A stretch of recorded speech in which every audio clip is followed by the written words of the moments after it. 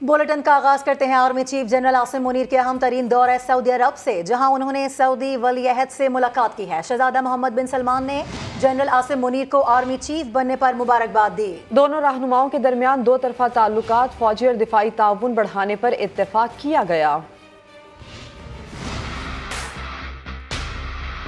सिपा सालार general Asim Munir का दौरा Saudi अरब। Saudi वली अहद ने अल उला के सरमाई कैंप में पाक फौज के सरबराह का इस्तकबाल किया। सऊदी खबर एजेंसी के मुताबिक दोनों मुल्कों के दरमियान फौजी दिफाई ताउन को फरोग देने और दो तरफा ताल्लुकात मुस्तहकम बनाने पर इत्तेफाक हुआ। सऊदी वली अहद ने जनरल आसिम मुनीर को आर्मी चीफ बनने पर मुबारकबाद दी और नेक ख्वाहिशात का इजहार किया। सऊदी वजीर दिफा शहजादा खालिद बिन सलमान बिन अब्दुल अजीज और कौमी सलामती के मुशीर मूसा बिन मोहम्मद भी मुलाकात में मौजूद थे। पाक फौज के मेजर जनरल मोहम्मद इरफान, पाकिस्तानी सफीर और मिलिट्री अताशी ब्रिगेडियर आसिम भी शरीक हुए। Army chief general Asim Munir ने सऊदी वजीर दिफा शहजादा खालिद बिन सलमान से भी मुलाकात की। मुलाकात में बरादर मुल्कों के दो तरफा ताल्लुकात की मजबूती और पायदारी पर जोर दिया गया। और कराची और हैदराबाद और ठट्ठा डिवीजन्स में बल्दियाती इंतखाबात 15 जनवरी को ही होंगे। इलेक्शन कमीशन ने फैसला सुना दिया। मुत्तहिदा कौमी मूवमेंट की इलेक्शन नई फहरिस्तों पर कराने की इस्तदा को भी मुस्तरद कर दिया गया है, जबकि जमात इस्लामी की दरख्वास्त मंजूर कर ली गई। इलेक्शन कमीशन से बड़े मुकदमे का बड़ा फैसला आ गया। कराची, हैदराबाद और ठट्टा डिवीजन में बल्दियाती इंतखाबात 15 जनवरी को ही कराने का हुक्म। MQM की कराची और हैदराबाद में इलेक्शन नए वोटर लिस्टों पर कराने की दरखास्त रद्द कर दी गई। कमीशन ने 6 जनवरी को महफूज किया गया फैसला सुना दिया। मुख्तसर फैसले में कहा गया है कि कराची और हैदराबाद में बल्दियाती इंतखाबात 15 जनवरी को पुरानी वोटर लिस्टों पर ही होंगे। MQM की नई फहरिस्तों पर इंतखाबात कराने की दरखास्त मुस्तरद। जमात इस्लामी की पोलिंग 15 जनवरी को ही कराने की दरखास्त मंजूर की जाती है। सिंध हुकूमत बल्दियाती इलेक्शन के इंतजामात यकीनी बनाए। इलेक्शन कमीशन ने गुज़िश्ता जुमे को फरीकैन के दलाइल सुनने के बाद MQM और जमात इस्लामी की दरखास्तों पर फैसला महफूज किया था। चीफ इलेक्शन कमिश्नर ने दौरान समाअत वाज़ेह कर दिया था कि बल्दियाती इंतखाबात किसी सूरत ताख़ीर का शिकार नहीं होंगे। आगे बढ़ते हैं और अब बात करते हैं दुनिया भर पर असरअंदाज होने वाली मौसमियाती तब्दीली के हवाले से। क्लाइमेट चेंज ने सबसे ज्यादा पाकिस्तान को मुतासर किया है। आज पाकिस्तान दुनिया के सामने सैलाब मुतासरीन का मुकदमा पेश करने को तैयार है। वज़ीर आज़म अपनी टीम के साथ जिनेवा में मौजूद हैं। वज़ीर आज़म मुतासरा इलाकों की तामीर नौ और बहाली का फ्रेमवर्क पेश करेंगे। अब से कुछ ही देर में जिनेवा में क्लाइमेट रेजिलिएंट पाकिस्तान कॉन्फ्रेंस शुरू हो जाएगी, जिसकी मेज़बानी वज़ीर आज़म शहबाज शरीफ और सेक्रेटरी जनरल अक़वाम मुत्तहिदा करेंगे। वज़ीर आज़म शहबाज शरीफ ने आलमी बिरादरी के नाम पैगाम में कहा है कि लाखों पाकिस्तानी दुनिया की तवज्जो के मुंतज़िर हैं। आज के इक़दामात पर आने वाली नस्लों का मुस्तक़बिल मुनहसर है। फंडिंग का फ़र्क पूरा करने पर आलमी तारीख अहम मोड़ पर है। वज़ीर आज़म की मुख्तलिफ आलमी रहनुमाओं से मुलाकातें भी मुतवक्के हैं। कॉन्फ्रेंस में चीन समेत 40 से ज़ायद ममालिक की शिरकत का इम्कान है। IMF समेत कई बैनुल-अक़वामी मालियाती इदारे भी शिरकत करेंगे।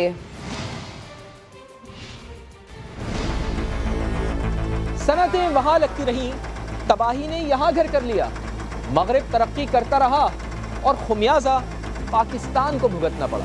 यूरोप और अमेरिका में सनतों से खारिज होने वाला कार्बन पाकिस्तान के लिए पॉइजन का रूप धार गया। पाकिस्तान को ये खतरात उसके महले वकू की वजह से हैं। हमारा पड़ोसी भारत जो असलहे और मिसाइलों की रेस में सड़पट घोड़े की तरह दौड़ रहा है, भारत से कार्बन का इखराज 2500 से भी ज़्यादा है, जबकि अमेरिका की बात करें तो 5000 CO2 से ज़ायद कार्बन का इखराज करता है।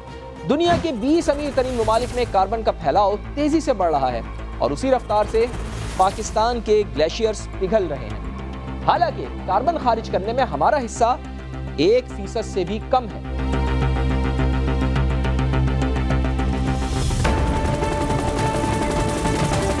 मगरिब समेत दीगर मुल्कों की जानिब से तरक्की की दौड़ ने कुदरत के निज़ाम को इस कदर मुतासिर किया कि हरा भरा पाकिस्तान हाल ही में तारीख के बदतरीन सैलाब में डूब गया।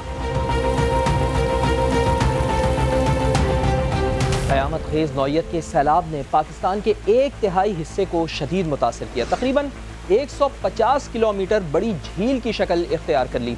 बारिशों का हजम सिर्फ सिंध में 28 इंच के करीब था, जो पिछले 30 सालों की औसत से 6 गुना ज़ायद था। इसी तरह बलूचिस्तान, जो अमूमन मानसून से ज़्यादा मुतासिर नहीं होता, वहाँ भी उसकी सालाना औसत से 5 गुना ज़्यादा बारिश हुई। 2022 के सैलाब ने पाकिस्तान के हर 7 में से एक शख्स को मुतासिर किया। तकरीबन 3 करोड़ 30 لاکھ لوگ اپنا گھر بار چھوڑنے پر مجبور ہوئے۔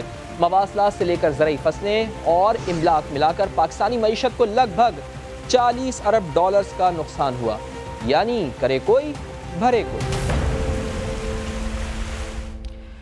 اور ناظرین، دنیا کا کوئی کونا ماحولیاتی تبدیلی کی تباہ کاریوں سے محفوظ نہیں ہے۔ ہم کس طرح اس کا مقابلہ کر سکتے ہیں، یہ پوچھتے ہیں پروفیسر محمد عرفان خان صاحب سے، جو کہ انٹرنیشنل اسلامک یونیورسٹی اسلام آباد کے ڈین ہیں برائے انوائرمنٹل سائنسز۔ پروفیسر صاحب، یہ تو ہم سب ہی جانتے ہیں کہ امیر ممالک ماحولیاتی تباہی کے ذمہ دار ہیں، لیکن ہم خود انفرادی اور اجتماعی سطح پر کس طرح اس چیلنج سے نمٹ سکتے ہیں، اور قومی سطح پر کیا حکمت عملی ہمیں اپنانے کی ضرورت ہے؟ یہ ڈیولپڈ ورلڈ ہے جس کی ایمیشنز جو ہیں، جس کی یہ اثر جو ہے ساری گلوبل لیول پر آتا ہے، اور پاکستان جیسے ملک متاثر ہو رہے ہیں، کیونکہ ہمارے جو ساؤتھ ایشیا کے ممالک ہیں یہ ہمالیہ اور یہ گلیشیئرز کے نیچے ہیں یہاں، تو لہٰذا دوسروں کی جو کیا کہنا یہ کارستانی ہے یا ان کی جو خرابی ہیں ان کی سزا ہم کیوں بھگتیں؟ انٹرنیشنل کمیونٹی کے لیے ہے کہ اس کو ایک آسان طریقے سے ان ممالک کی مدد کی جائے جس میں پاکستان اس وقت سر فہرست ہے 2022 کے اس فلڈ کے بعد، لہٰذا اس سطح پر ہمیں ٹیکنیکل اسسٹنس بھی چاہیے ماہرین کی، ہمیں اس میں فائنینشیل اسسٹنس بھی چاہیے ہمیں، اور اس میں ہمارے اپنے اداروں کی کیپیسٹی بلڈنگ بھی چاہیے۔ دوسری چیز، عالمی سطح پر جنہوں نے ترقی کی ہے اور جو ان کی ایمیشنز کی وجہ سے ہمارے غریب ممالک نے متاثر ہوئے ہیں، ان کے لیے ضروری یہ ہے کہ ان کو ہر قسم کی جو ہے اس میں ٹیکنیکل اسسٹنس دی جائے، انہیں مالی معاونت دی جائے، ان کے یہاں اداروں کی کیپیسٹی بلڈنگ کی جائے، اور یہاں آ کے ان چیزوں کو نمٹنے کے لیے لوگوں کو بھی تیار کیا جائے۔ ٹھیک ہے سر، بہت شکریہ، آپ ہمارے ساتھ موجود تھے۔ ماحولیاتی تبدیلی ٹھوس حقیقت بن کر سامنے آ رہی ہے۔ اس سنگین مسئلے کا مقابلہ کرنے کے لیے ہمارے نوجوان کس حد تک تیار ہیں، ان کا کیا عزم ہے، اور ہم ان سے کیا امیدیں وابستہ کر سکتے ہیں، یہ دکھاتے ہیں سما کے اسپیشل سیگمنٹ امید سحر میں۔ میں عزم کرتی ہوں کہ ماحولیات اور قدرتی وسائل کے تحفظ کے بارے میں اپنی دوستوں سے بات کروں گی اور پانی کو آلودہ ہونے سے بچاؤں گی۔ میں ایسا لائف سٹائل اپناؤں گی جس سے کم پولوشن پیدا ہو۔ میں عزم کرتی ہوں اپنے تمام سوشل میڈیا پلیٹ فارم سے کلائمیٹ چینج کے حوالے سے آگاہی پیدا کروں۔ ہمیں شہروں میں اوشن ٹرمز، لینڈ ٹرمز اور ڈیڈ زون بنانے ہوں گے تاکہ ہم کوڑا کرکٹ کو وہاں پر پھینک سکیں۔ میں عزم کرتی ہوں کہ میں خود بھی پلاسٹک کے بیگ یوز نہیں کروں گی اور دوسروں کو بھی اس سے روکوں گی۔ میں اپنے حصے کے درخت لگاؤں گی اور اپنی دوستوں کو بھی اس طرف راغب کروں گی۔ میں یہ کہنا چاہتی ہوں کہ چیزوں کی بے دریغ استعمال سے اور بے جہاں شاپنگ سے اجتناب کریں، ٹھیک ہے، اور اپنا بہت زیادہ خیال رکھیں اور پولوشن سے پلیز بچیں۔ ایسی چیزیں خریدنے کی عادت ڈالنی چاہیے جو بار بار استعمال میں آ جائے، جیسے ٹیشو کی جگہ نیپکن اور پلاسٹک کے تھیلی کی جگہ کپڑے کا تھیلا۔ ایک مہم چلاؤں گی کہ درخت نہ کاٹے جائیں تاکہ سیلاب کے اثرات کو کم کیا جا سکے۔ جو چیزیں ریسائیکل نہیں ہو سکتی انہیں کم سے کم استعمال کریں، پلاسٹک کا استعمال بالکل بھی نہ کریں اور کچرے کو دوبارہ ریسائیکل کریں۔ اور ماحولیاتی تبدیلی کے اثرات روز بروز سنگین ہوتے جا رہے ہیں، اسی لیے ہم اس پر بات بھی کر رہے ہیں، لیکن فی الحال اس کا کوئی حل نظر نہیں آ رہا۔ اس پر مزید بات کرنے کے لیے ہمارے ساتھ موجود ہیں ڈائریکٹر محکمہ موسمیات نسیم شاہ صاحب، لاہور اسٹوڈیو سے انہوں نے ہمیں جوائن کیا ہے۔ نسیم صاحب، پورے ایشیا میں ہی پاکستان ہی ماحولیاتی تبدیلی کا سب سے زیادہ شکار کیوں بن رہا ہے، اور آنے والے ماہ و سال میں کیا پیش گوئی ہے آپ کی؟ کیا کوئی بہتری کی صورتحال ہو سکتی ہے؟ بہت شکریہ۔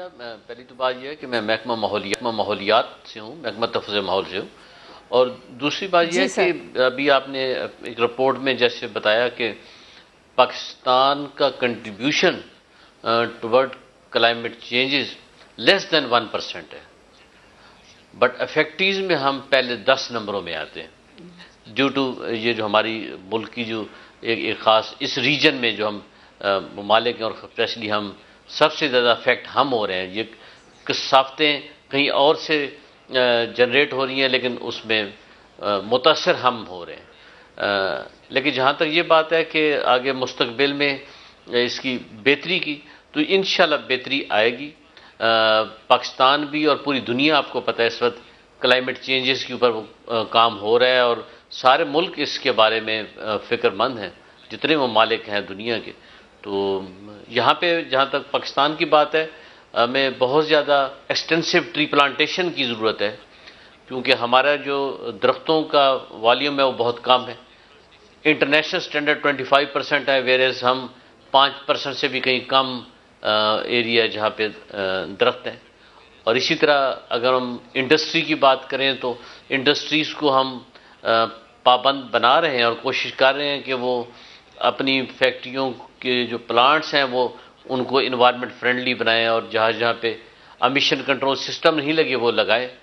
اور اس کے لیے پنجاب حکومت نے تو اس دفعہ تقریباً 2 بلین روپیز مختص بھی کی ہے اور کوشش ہے کہ تمام ایسے یونٹس جو ہیں جن میں دھواں کنٹرول کرنے والا آلات نہیں ہے وہاں لگائے جائیں. اور اسی طرح جو ٹرانسپورٹ سیکٹر ہے کیونکہ اس کا بہت بڑا ایک کنٹریبیوشن ہے, 43% آپ کو پتہ ہے وہ کنٹریبیوٹ کرتے ہیں اس پولوشن میں. تو اب اس وقت پاکستان میں کوشش کی جا رہی ہے کہ جتنی گاڑیاں ہیں, چاہے وہ کاریں ہیں, چاہے بسیں ہیں, چاہے ٹرک ہیں, وہ ساری انٹرنیشنل سٹینڈرڈز کے مطابق ہی بنے اور بن رہی ہے تقریباً. لیکن زیادہ پرابلمیٹک ہمارے لیے پرانی گاڑیاں جو کہ امیشنز کا باعث بنتی ہیں. ٹھیک ہے سر ہمارے ساتھ ہی موجود رہے گا. ایک اور گیسٹ نے بھی ہمیں جوائن کر لیا ہے. جس طرح سے ہم بات کر رہے ہیں جنیوا کانفرنس سے ہماری کیا توقعات ہیں اور کس طرح سے ماحولیاتی تبدیلی کے تباہ کن اثرات سے بچنے کو کوئی ایڈوائز پلاننگ کر سکتے ہیں, اسی پر تمام صورتحال پر بات کرنے کے لیے اسلام آباد میں موجود ہیں کلائمیٹ چینج ایکٹیوسٹ زینب وحید, ان سے بات کریں گے. سر میں آپ سے یہ جاننا چاہوں گی کہ بین الاقوامی فورمز پاکستان کی نمائندگی کر رہے ہیں آپ, تو پاکستان کانفرنس سے آپ کتنی امید ہیں اور اس کا کیا نتیجہ نکل سکتا ہے؟ آپ سمجھتی ہیں کہ COP 27 سے مختلف اس کا نتیجہ ہو سکتا ہے؟ آپ کو کیا لگتا ہے؟ کا بہت شکریہ ادا کرتی ہوں کہ انہوں نے پاکستان کے اس اہم اور بڑے مسئلے پہ یہ گرینڈ ڈیبیٹ کرائی. جہاں یہ قوم کی یہ خدمت ہے وہاں وقت کی ضرورت بھی ہے اور میرا خیال ہے اور مجھے امید ہے کہ پاکستان کا تمام میڈیا اس کی تقلید بھی کرے گا. جہاں تک COP اور جنیوا کانفرنس کا سوال ہے تو COP ایک ایسا پلیٹ فارم ہے جہاں باقی تمام ممالک آ کے اپنی بات کرتے ہیں, لیکن جنیوا کانفرنس کا واحد ایجنڈا اور مقصد پاکستان کی بات کرنا ہے. تو یہاں پہ ہمارا چیلنج, ہماری آواز, ہمارے مسائل کسی اور کے مسائل میں کنفیوز نہیں ہوں گے. اس لیے مجھے بہت امید ہے کہ یہ کامیاب ہوگا اور ایک بہترین فرسٹ سٹیپ ہے. ہمارے کو چیئرز اور ہمارے پارٹنرز اس جنیوا کانفرنس میں ہمارے نیریٹو سے, ہمارے سٹانس سے متفق ہیں اور میرا خیال ہے کہ ہماری گورنمنٹ جس طرح پاکستان کا کاز ایفیکٹولی لیڈ کر رہی ہے یہ بہت پر امید اور حوصلہ افزا سائنز ہیں اور مجھے امید ہے کہ اس فرسٹ سٹیپ کے بعد اس طرح کی مزید کانفرنسز بھی پاکستان کے چیلنجز کو ایڈریس کرتی رہیں گی. زینب آپ ہمارے ساتھ ہی رہیے, آپ بات بھی کریے, مزید بھی ہم آپ سے سوال کریں گے. نسیم صاحب, اسموگ نے لاہور میں زندگی تقریباً محدود کر کے رکھ دی ہے. کیا یہ اسموگ مستقبل میں دوسرے شہروں اور پاکستان کو پوری طرح بھی لپیٹ میں لے سکتی ہے؟ آپ کیا سمجھتے ہیں سر؟ نہیں, میں سمجھتا ہوں کہ اگر آپ 2022 کو 2021 کے ساتھ کمپیئر کریں تو اس دفعہ صورتحال بہت بہتر تھی. اور اس آج کا بھی آپ AQI اگر دیکھیں, انٹرنیشنل رینکنگ دیکھیں تو پاکستان اس وقت 198 پہ ہے اور انڈیا 500 پہ, اور دوسرے قطر وغیرہ دوسرے ممالک وہاں پہ زیادہ اس وقت ایئر کوالٹی انڈیکس زیادہ جا رہا ہے. اس وقت ہماری, جیسے میں نے پہلے بھی عرض کیا کہ ساری انڈسٹری کو اور ٹرانسپورٹ کو, اور خاص کر جو میں انڈسٹری کی بات کی, ان کو ہم پابند بنا رہے ہیں کہ وہ جو ہمارے نیشنل انوائرمنٹل کوالٹی اسٹینڈرڈ اور پروونشل انوائرمنٹل کوالٹی اسٹینڈرڈ ہیں اس کا پابند بنائیں اپنے یونٹس کو, اور اس کے لیے فنڈز بھی مختص کیے گئے. تو انشاءاللہ اگلے سال زیادہ پوزیشن ہوگی انشاءاللہ. جی ٹھیک ہے سر, ہمارے ساتھ ہی موجود رہے گا. زینب صاحبہ بھی ہمارے ساتھ ہی موجود ہیں, ان کی جانب بڑھتے ہیں, دوسرا سوال کر لیتے ہیں ان سے.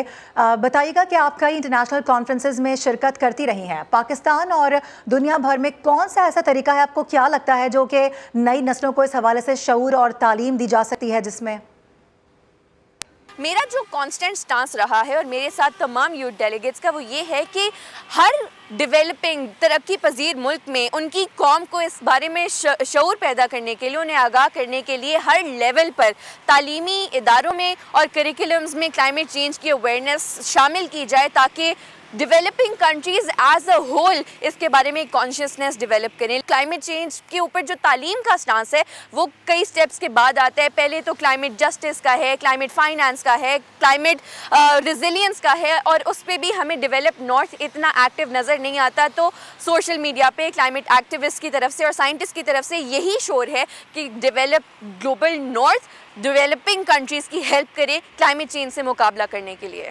بالکل زینب, جس طرح سے آپ لوگوں میں اویئرنیس پھیلانے کی کوشش کر رہی ہیں, آپ اس پر بات بھی کر رہی ہیں, ہمیں اس کو اپریشیٹ کرنا چاہیے. نسیم شاہ صاحب, اس معاملے پر آپ بھی گفتگو کر رہے تھے, آپ دونوں مہمانوں کا شکریہ. پاکستان میں سیلاب سے شہر کے شہر تباہ ہوئے ہیں۔ کوئٹہ میں موسمیاتی تبدیلیوں اور زیر زمین پانی کی سطح خطرناک حد تک کم ہونے سے زیر زمین دراڑیں پڑ چکی ہیں۔ زمین دھسنے سے کئی عمارتیں بھی زمین بوس ہوئیں۔ اسی پر ماہرین ارضیات یہ کہتے ہیں کہ اگر مستقل حل نہ ڈھونڈا گیا تو مسئلہ مزید پیچیدہ ہو جائے گا۔ نور العارفین رپورٹ کریں گے۔ ملک کا نواں بڑا شہر کوئٹہ سنگین خطرات سے دوچار ہے۔ موسمیاتی تبدیلیوں اور پانی کی سطح مسلسل گرنے سے زیر زمین بڑی تبدیلیاں رونما ہونے لگی ہیں۔ کئی علاقوں میں زمین دھسنے سے لمبی دراڑیں پڑ چکی ہیں۔ ماہرین ارضیات کا کہنا ہے کہ پانی کی سطح خطرناک حد تک گرنے سے زمین کی تہہ میں خلا پیدا ہو گیا ہے۔ شہر سالانہ 10 سینٹی میٹر کی رفتار سے نیچے دھنس رہا ہے۔ کانک ویلی ہے، مستونگ کی ویلی ہے، کلات ویلی ہے، پشین ویلی ہے، اس پورے علاقے میں یہ فینومینا ڈیولپ ہو رہا ہے۔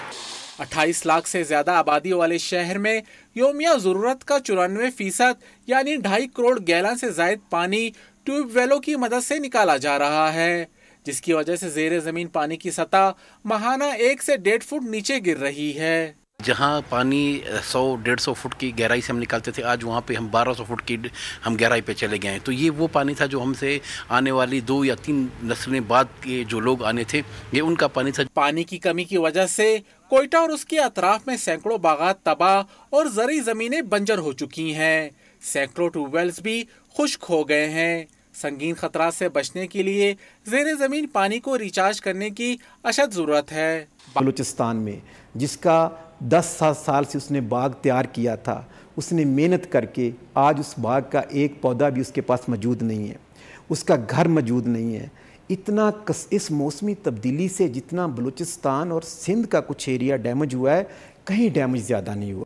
ماہرین ارضیات کہتے ہیں کوئٹہ سمیت بلوچستان کے کئی علاقوں میں موسمیاتی تبدیلیوں کے باعث کئی علاقوں میں نہ صرف لمبی گہری دراڑیں پڑ چکی ہیں بلکہ کئی عمارتیں اور مکانات بھی زمین بوس ہو گئے ہیں۔ ساتھی رپورٹر مجیب اللہ اور کیمرامین ظفر بلوچ کے ساتھ نور العارفین سما، Quetta. Welcome back. Election commission سے وفاقی وزیر خزانہ اسحاق ڈار کو بڑا ریلیف ملا ہے۔ الیکشن کمیشن نے بطور سینیٹر حلف نہ اٹھانے پر اسحاق ڈار کے خلاف نااہلی کی کارروائی ختم کر دی ہے۔ اسحاق ڈار بطور وزیر خزانہ ذمہ داریاں نبھاتے رہیں گے۔ ذوالقرنین اقبال کی رپورٹ دیکھیے۔ اسحاق ڈار بطور وزیر خزانہ اپنی ذمہ داریاں نبھاتے رہیں گے۔ الیکشن کمیشن سے بھی لیگی سینیٹر کو ریلیف مل گیا۔ الیکشن کمیشن نے بطور سینیٹر حلف نہ اٹھانے پر نااہلی کی کارروائی ختم کر دی۔ الیکشن کمیشن نے 26 سپٹمبر کو فیصلہ محفوظ کیا تھا۔ اسحاق ڈار کے خلاف P T I senator Waseem Shahzad نے درخواست دائر کی تھی۔ اسحاق ڈار 3 مارچ 2018 کو سینٹ کے رکن منتخب ہوئے تھے، تاہم بیرون ملک ہونے کے باعث انہوں نے حلف نہیں اٹھایا تھا۔ 29 مارچ 2018 کو اسحاق ڈار کی کامیابی کا نوٹیفیکیشن معطل ہوا تھا، جسے سپریم کورٹ سے درخواست خارج ہونے پر بحال کیا گیا تھا۔ کمیشن نے مختصر فیصلے میں قرار دیا کہ منتخب ہونے کے 2 ماہ بعد تک حلف نہ اٹھانے پر نااہلی کے آرڈیننس کا اطلاق اسحاق ڈار پر نہیں ہوتا۔ ذوالقرنین اقبال، سما، اسلام آباد۔ اور پنجاب اسمبلی کا اجلاس آج ہوگا، لیکن ایجنڈے میں اعتماد کا ووٹ لینا شامل نہیں ہے۔ اجلاس سے قبل مسلم لیگ نون اور پیپلز پارٹی کی پارلیمانی پارٹی کا مشترکہ اجلاس بھی آج ہو رہا ہے، جس میں اجلاس کی حکمت عملی طے کی جائے گی۔ اسی حوالے سے بات کر لیتے ہیں، عباس نقوی ہمارے ساتھ موجود ہیں۔ عباس، یہ تو بڑا اہم معاملہ تھا، اب یہ خبر ہے کہ یہ اعتماد کا ووٹ لینا اس میں شامل ہی نہیں ہے، تو اس کی کیا تفصیلات ہیں اور کیا وجہ ہے؟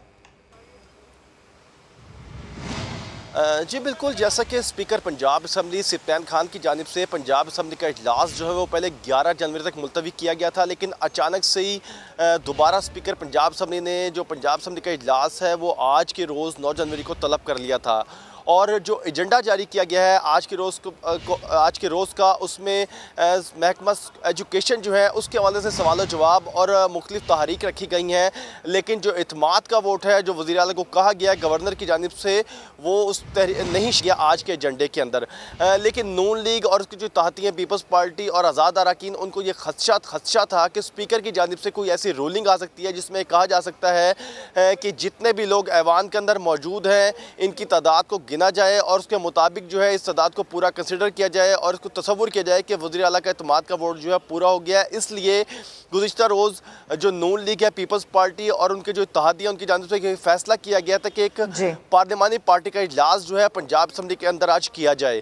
تو خواجہ آصف جو ہے وہ اب سے کچھ دیر قبل یہاں پہنچے ہیں، رانا ثناء اللہ، خواجہ سعد رفیق اور جو پنجاب کی قیادت ہے وہ بھی اب سے کچھ دیر میں پنجاب اسمبلی پہنچے گی اور یہاں پر پارلیمانی پارٹی کا اجلاس شروع ہو جائے گا۔ اور جو پنجاب کی جو ٹھیک ہے، آپ بتا رہے ہیں کہ کون کون اس وقت پہنچ رہا ہے، کیا ایکٹیویٹی وہاں پر ہو رہی ہے، اس حوالے سے آپ نے آگاہ کیا، بہت شکریہ آپ کا۔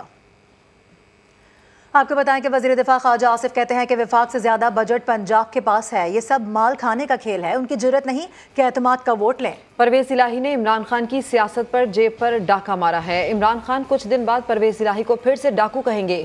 سما کے نمائندے شہزاد احمد سے انہوں نے گفتگو کی ہے، آپ کو دکھاتے ہیں۔ پرویز الہی کو جو میرا خیال ہے وہ ہفتے 10 دن کی بعد ہے، یہ پھر کہے گا پرویز الہی سب سے بڑا ڈاکو ہے پنجاب کا۔ بالکل، اب تو اس نے اس کی جیب پہ ڈاکہ مارا ہے، سیاسی جیب پہ۔ میں کہہ رہا ہوں اس طرح ہر کام میں کہتے ہیں نا کہ مجھ سے غلطی ہوئی، اس میں بھی کہے گا مجھ سے غلطی ہے۔ اللہ نے سانو بچا لیا اس غلطی کو۔ یہ ساری جو یہ حکومت جو بنی ہوئی ہے پچھلے 3-4 مہینے سے پنجاب میں، جس کی یہ جرت نہیں ہے کہ وہ اس کا اعتماد کا ووٹ لے سکے، جرت نہیں ہے ان میں، تو پلے کچھ نہیں ہے۔ پنجاب نے ایک ترقیاتی جو بجٹ ہے اس کا وہ فیڈرل گورنمنٹ وفاقی حکومت سے بھی زیادہ دی ہے۔ یہ ساری مال کھانے کی گیم ہے اور کوئی گیم نہیں ہے۔ اور میرا خیال ہے جو کاف لیگ کے 4-5 لوگ ہیں وہ پی ٹی آئی کو مناسب حصہ بھی نہیں دے رہے جو ان کا حصہ ہے۔ اہم معاملہ ہے توشہ خانہ ریفرنس میں عمران خان کے خلاف فوجداری کارروائی کا مقدمہ۔ عمران خان کی جانب سے نہ ہی کوئی وکالت نامہ، میڈیکل رپورٹ اور نہ ہی استثناء کی درخواست پر دستخط۔ ایڈیشنل سیشن جج نے اس کے باوجود بھی طبی بنیادوں پر حاضری سے استثناء دے دیا۔ اگلی سماعت پر حاضری کے لیے نوٹس بھی جاری کر دیا گیا ہے۔ سماعت کے دوران الیکشن کمیشن کے وکیل نے درخواست کی مخالفت کی، کہا عمران خان پیش نہیں ہوتے تو وارنٹ جاری کیے جائیں۔ عدالت نے ریمارکس دیے کہ وارنٹ گرفتاری کے حوالے سے بھی دیکھ لیں گے۔ الیکشن کمیشن عمران خان کے وکیل کو کیس کی مصدقہ کاپیاں فراہم کرے۔ عدالت نے عمران خان کو پیشی کا نوٹس جاری کرتے ہوئے سماعت 31 جنوری تک ملتوی کر دی ہے۔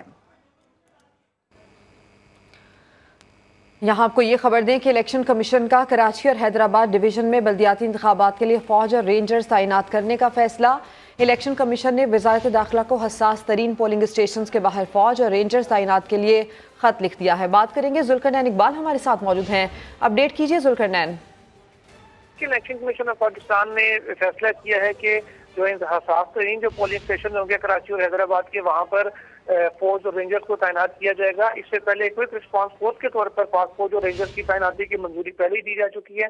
اب وزارت داخلہ کو خط لکھا گیا الیکشن کمیشن کی جانب سے، جس میں کہا گیا ہے کہ موجودہ جو سیاسی تناؤ کی صورتحال ہے اس میں کسی بھی قسم کے ناخوشگوار واقعے سے نمٹنے کے لیے جو حساس ترین پولنگ اسٹیشنز ہیں ان کے بعد اسٹیٹک ڈیوٹی کے اوپر پاک فوج اور رینجرز کے اہلکاروں کی موجودگی کو یقینی بنایا جائے، کیونکہ اور کوئی رسپانس فورس کو بھی ایکٹیو رکھا جائے، اور خاص کر جو پولنگ کا میٹیریل ہے وہ جب آر او آفس سے پولنگ اسٹیشن تک جائے گا اور پھر پولنگ اور کاؤنٹنگ کے بعد جب اس کو واپس ریٹرننگ افسران تک پہنچایا جائے گا، اس سارے عمل کے دوران عملے کو اور جو سامان ہے اس کو ہر صورت سیکیورٹی کو یقینی بنایا جائے۔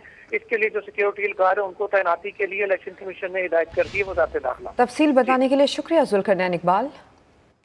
پنجاب کی طرح خیبر پختونخوا میں بھی گندم کا بحران شدت اختیار کر گیا۔ پشاور میں آٹے کی قیمتوں میں مسلسل اضافے پر فلار مل مالکان نے گندم کوٹا 5,000 سے بڑھا کر 15,000 کرنے کا مطالبہ کر دیا۔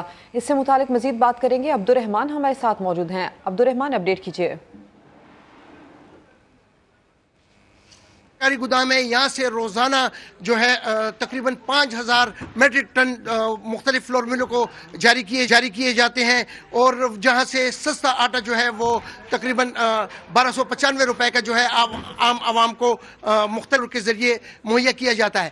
لیکن فلور مل ایسوسی ایشن کا یہ کہنا ہے، انہوں نے آج بڑے بڑے اشتہارات دیے ہیں کہ یہ 5,000 میٹرک ٹن صوبے کے صرف 30% عوام کے لیے سستا آٹا مہیا کرتا ہے۔ ان کا یہ ڈیمانڈ ہے کہ سرکاری گوداموں سے انہیں روزانہ 15,000 میٹرک ٹن گندم ریلیز کیا جائے تاکہ صوبے کے ہر ایک باشندے کو جو ہے وہ سستا آٹا مل سکے۔ دوسری جانب جو پنجاب سے آٹے اور گندم کی ترسیل پر پابندی عائد ہے، جس کی وجہ سے اوپن مارکیٹ میں 20 کلو آٹے کا تیلہ جو ہے وہ 3100، 3200، 3300 یعنی 175 روپے فی کلو تک عوام کو آٹا مل رہا ہے۔ اسی طرح جو نان بھائی ہیں انہوں نے بھی جو 20 روپے کی روٹی ہے وہ 30 روپے کی کر دی ہے۔ ان کا یہ بھی کہنا ہے کہ جو مہنگا آٹا ان کو دستیاب ہے اس سے وہ سستی روٹی فراہم نہیں کر سکتے۔